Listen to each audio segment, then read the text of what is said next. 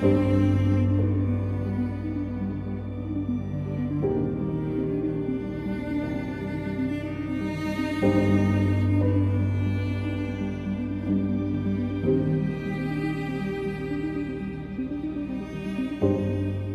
yet the reality is that there are things that we have to do to make this come to pass. This is just not an automatic.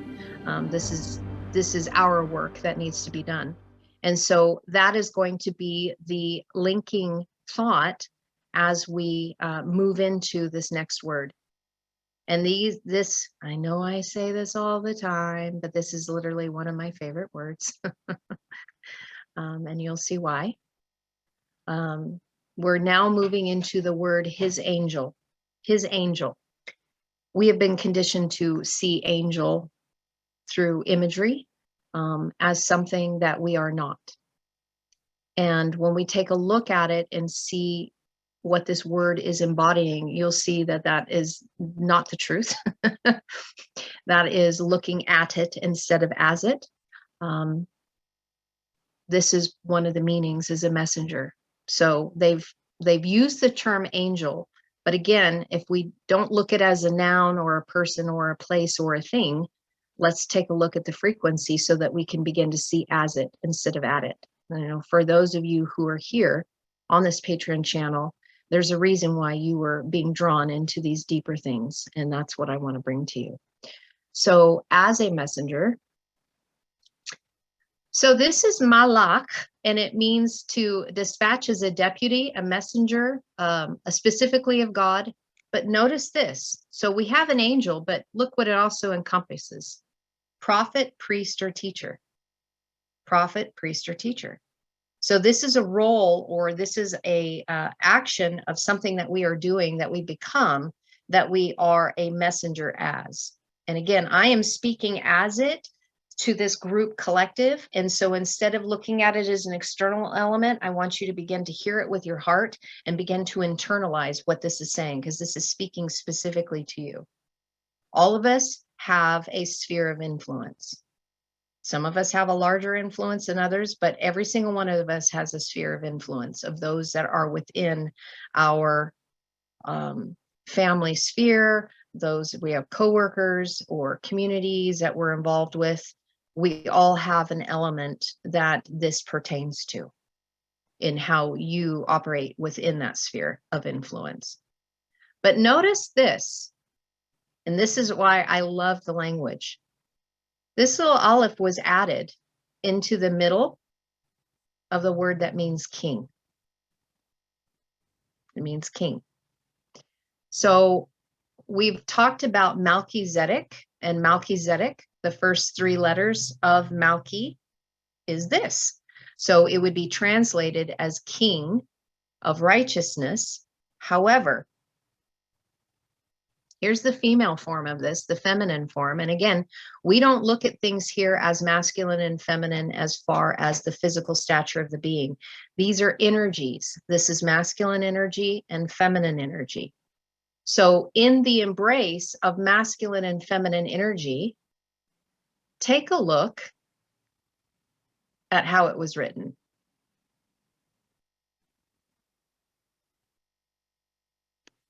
It has king, it has queen, and it has messenger as prophet, priests, and teachers, all in how it was written. It was very much intentionally written this way. So a messenger that is embodying both of the masculine and feminine energies that has risen into their sovereign level, sovereignty. And remember, we were sharing before about how when we are in servanthood, when we are serving, we have put ourselves under something. At this point, we are not under God. We are not serving. We have actually raised ourselves up into sovereignty to then become kings and queens that come as a sovereign messenger to bring these things forward. Hopefully you guys are following with that as I'm sharing that. Here is another part of this primitive root, meaning to reign, to ascend the throne, to induct into royalty, and to take counsel. So in order to raise up ourselves into this position of taking the throne in our sovereign position, We've had to take counsel to get here. And when I look at this, I'm like, okay, so when it says take counsel, where are we taking counsel from?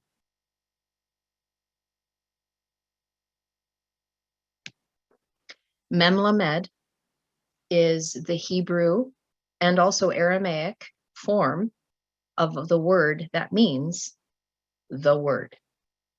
It means the word. So when I say the word, I'm going to back up here a little bit. As expressed, mala, memlamed aleph or memlamed hey, we are talking about inspiration that is coming to us, spiritual inspiration as the word. It can be then written. So in connecting, Lori, what you were saying earlier about writing things instead of speaking things, and you feel the inspiration to write, that's exactly what this is talking about. So the fact that you shared that before we open the meeting, this is actually very personal for you based on what you said. It applies to all of us. But this is an inspiration that then can be given and provides counsel for others, as well as inspired writings that were given to us to take counsel. So hopefully you guys are connecting with that. And because it has a cough on the end, it's really talking about grasping a hold of the power of the word that is meant to fill us up. And what is it doing to fill us up? To bring us oneness, unity on the inside, to be unified in here, to take the energies of the masculine and the feminine and bring them together in here. Because that changes the whole authority of what is going on in the internal sense in order to speak forth the word and to bring forth the message. So if we start breaking it down into the 2-letter roots, memlamed, as these 2 letters right here, is a sign of an exterior and passive action. So the focus needs to be on this portion of it. It's every elevation and every extent, ideas of continuity, plenitude, and the movement from the beginning to the end of a thing. Right here, this is actually connected. The word is connected to the beginning and to the end of the thing. The beginning is the aleph, the end is the tav. So here's a flow that is coming through an inspired word that is moving us from the very beginning to take us to the conclusion of a matter. I don't know about you, but that's so exciting. I love seeing this stuff because it's like dot connecting is like, oh my gosh, of course the word is connected to Aleph Tav, the first and the last, the beginning and the end, as people would know as the Alpha and Omega, which is the Greek counterpart. It loses a lot of its efficacy though in the vibration of the Greek, but then look at this, the ideas of locution, word or phrase, styles, idioms, clear skill of clear and expressive speech. Now, for those of you who were on Thursday's Crestone meeting, we were talking about the clear sound, the authority of the voice. It is connected to this. And of course it would be. So like, here's this prophetic expression that is coming through even on the Thursday meeting. And now we're talking about it right here in the first verse of Revelation. Clear speech. This is so good.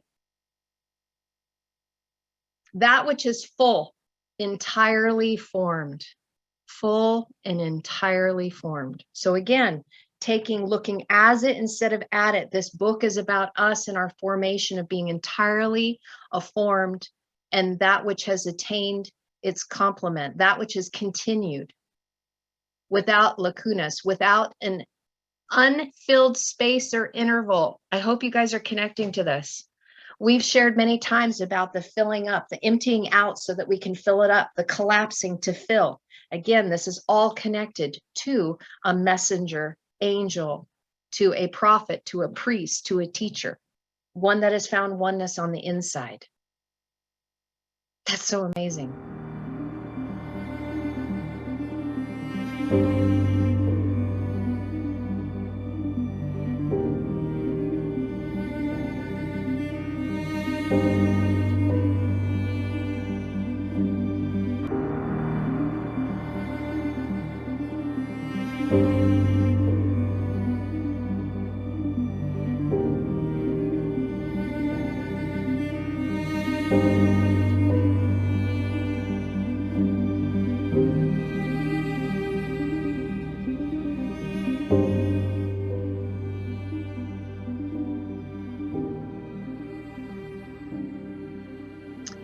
When we move to the next 2-letter parent root that has offered itself as mother and father and here to come together to form this energy frequency, a symbol line prolonged to infinity, movement without terms. So in this, we can see that this expression in filling us up is limitless. It's not definitive. So as we are being filled, we continue to be filled. So that means we continue to expand. So as a messenger, it doesn't mean that you become as is in the moment and then there's nothing more. There is a continuity to movement that is the expression is limitless. I love this. I love this. And it gets us to the place of the Lamed Aleph. And I've shared this many times about the Lamed Aleph when it shows up in the text by itself, low, as in not. But look at what the 2-letter parent roots, when they come together, form.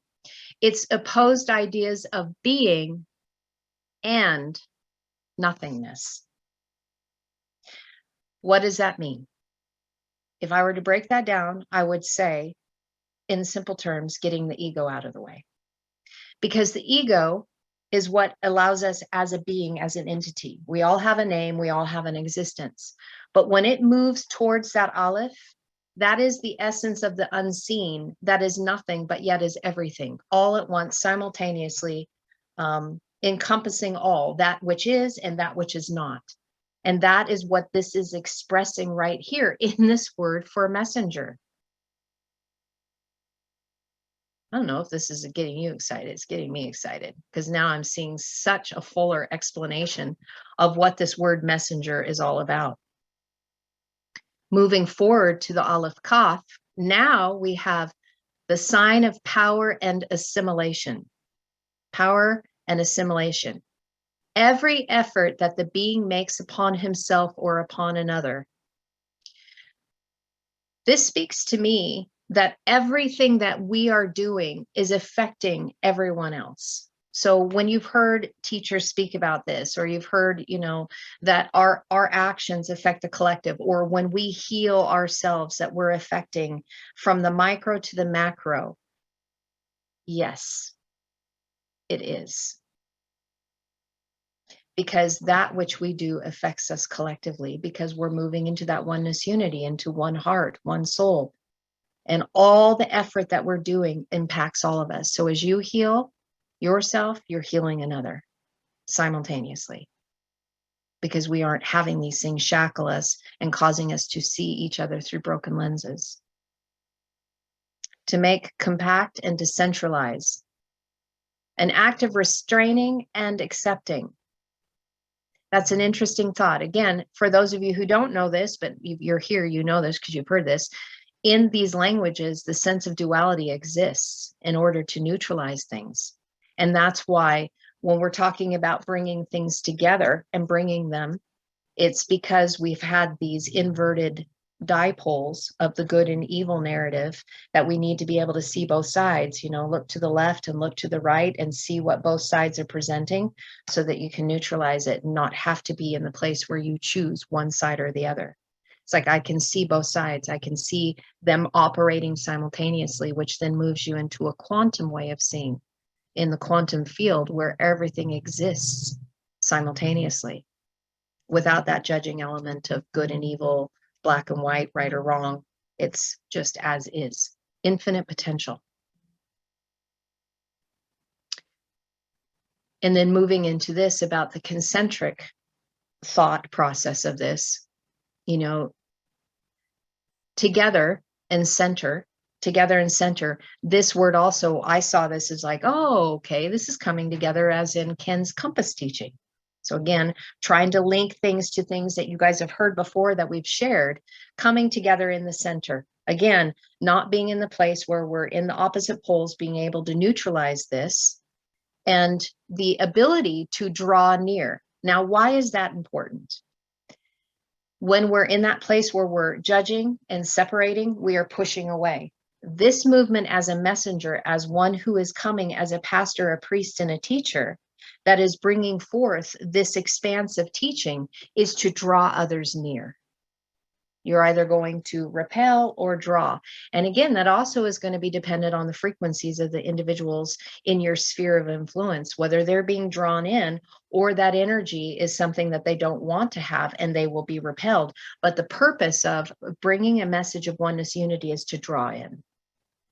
We're moving past that age of the separation of the Christian and the non-Christian, the Jew and the non-Jew, everything that has polarized us and brought us into war. We are moving out of that. And that is why these messengers that are coming with this oneness unity on the inside is to draw everyone out of that system of inverted duality that causes us to war. But we have to do it in here first. Now, last, the Kaf He. Transient and reflective life. There you go. Letting us know that we are moving and we are reflecting on things, because this is specifically dealing with our shadow. Reflecting on everything that is happening in allows us to grasp the power that comes in these things that are being revealed to us. Formation by contraction. And again, contraction and expansion. This is that toroidal field, the heartbeat, the pulse that makes the energy begin to create and changing the direction of the flow. And I love this because this is so connected to what Ken has been sharing. Condense to take, typo, condense to take some sort of form where expression is spiritualized and reinforced. Oh my gosh, that is so amazing, because that's exactly when he was sharing with you guys prophetically. What was it, 2 weeks ago? And he was talking about the condensation, and we were talking about ionization, because you were talking about that, weren't you? Right? So we're talking about the expansion and the contraction, the condensing of our material flesh so that we would manifest here to take a form that expresses a spiritual aspect that then is reinforced. That's why the cough is there, because it's grasping a hold and taking a hold of our spiritual essence in this physical form. And that is why that oneness unity on the inside gives us the authority to speak the word, inspired speech. And with that mem being in that open position, it's like you are in the waters of chaos in order to instruct as a priest, as a teacher, as that which is needed to bring forth a message that is going to unify people at the heart level so that they too can grasp a hold of the power of this spiritualized expression of who they are, of who we all are. We're spiritual beings having a physical flesh manifestation here. That is what this is saying in this word as a messenger. So you will hear many people speak these concepts. This was already written as concrete. This is already here. This is already in the expression of the word. So when you begin to hear people speak of these things, you will know that it was written to be declared and brought forward into our today to say, yes, this was written 2,000 years ago to get us to the point where this expression could be made manifest in the time when the energies were supportive to have it be expressed. We are the messengers. That's why all this energy has been coming in to help support us, to raise us up to be this, looking as it instead of at it. It's so exciting. I'm feeling champagne coming on. I got bubbles in my nose right now. Oh, some people are laughing and some people are going, oh, Carrie, there she goes. There she goes. It's all right. Those are the kids. Those are the Kens in the group. Yeah, Ken's over here looking at me and he's just like shaking. He's got a smile on his face, but he's shaking his head. I'm like, I know, I'm not stopping it anymore. I really want to be back as a little kid. It feels way better than being serious all the time.